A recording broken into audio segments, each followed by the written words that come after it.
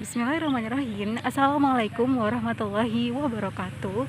Hai, ketemu lagi dengan saya Nur Aini. Pada kesempatan kali ini, saya akan menampilkan video tutorial bagaimana cara mengoperasikan SPSS terkait kasus autokorelasi. Teman-teman penasaran? Langsung saja. Jadi, teman-teman semuanya, autokorelasi sebenarnya hampir mirip dengan multikolinearitas dan juga heteroskedastisitas. Tiga gejala ini merupakan gejala yang dihindari ketika mengolah suatu data. Baik, di sini kita langsung ke contoh ya, teman-teman. Teman-teman bisa lihat ada soal yang ada di layar. Inilah soal yang perlu kita tuntaskan dan kita input ke dalam SPSS. Bahwa di sini ketahui ada X1 sama dengan kurs, X2 SBI, dan Y sama dengan IHSG. Ditanya, apakah data-data ini terdapat gejala autokorelasi atau tidak? Maka langkah yang perlu teman-teman lakukan, yang pertama adalah teman-teman silahkan buka aplikasi SPSS. Kemudian silakan teman-teman tap variable view terlebih dahulu. Variable view merupakan tab pertama yang harus kita lakukan saat membuka SPSS, karena di sana kita harus menginput semua variabel terlebih dahulu, baik itu X, baik itu Y, dan juga men-setting desimalnya. Oke teman-teman, di bagian name kita isi dengan permisalan tadi, yaitu variabel Y, X1 dan X2. Nah, untuk desimal kita lihat dari soal ya teman-teman. Nah, kita ketahui dari soal bahwa desimal cocok adalah 2, 0, dan juga 2. Nah, untuk type-nya numerik, weight-nya 8. Dan untuk labelnya itu Y sama dengan HSG, X1 sama dengan KURS, X2 sama dengan SBI. Values-nya non, teman-teman. Missing-nya juga non. Columns 8, align right, measure. Kita setting scale semuanya. Dan role-nya adalah input.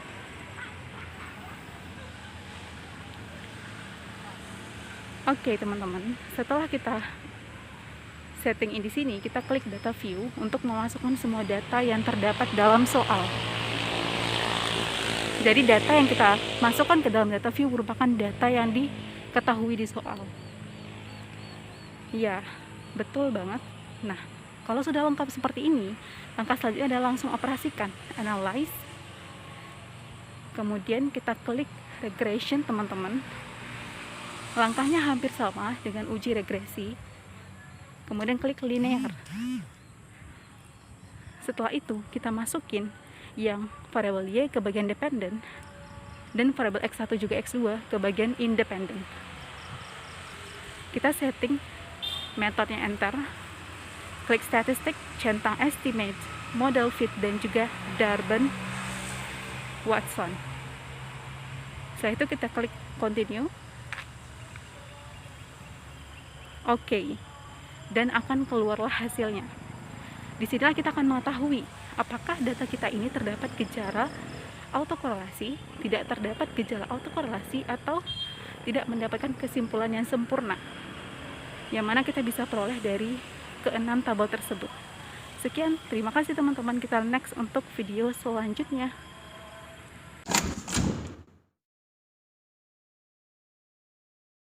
Oke, teman-teman, lanjut ya. Kita akan bahas satu soal lagi nih untuk mematangkan konsep kita terkait autokorelasi dan step-stepnya mengolah data tersebut dalam SPSS. Tanpa panjang lebar lagi teman-teman, kita akan lihat soalnya dari layar desktop. Oke, ini adalah soal yang akan kita input ke dalam SPSS.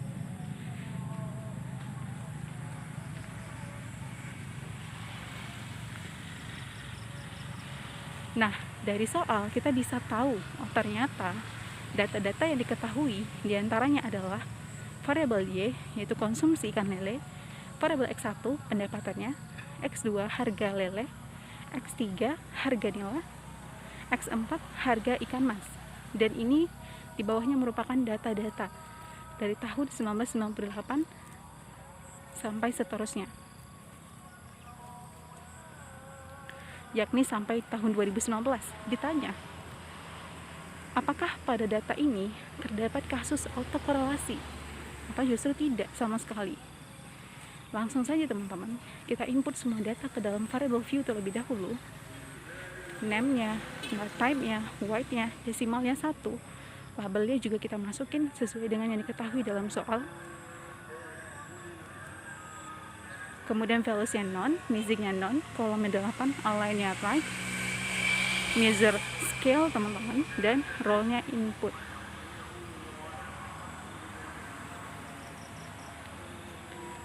Maka langsung saja kita tab setelah itu bagian data view untuk memasukkan data-data yang diketahui dari soal.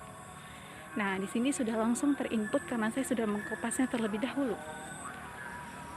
Ada sejumlah 22 data teman-teman yang perlu kita olah dalam SPSS ini.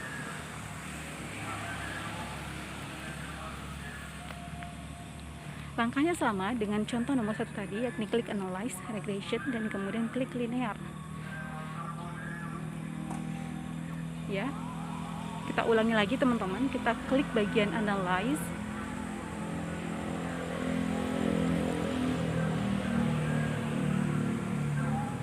ya, kita klik bagian analyze, regression, dan linear. Oke, kita pindahkan variabel Y di bagian dependent, variabel X di bagian independent.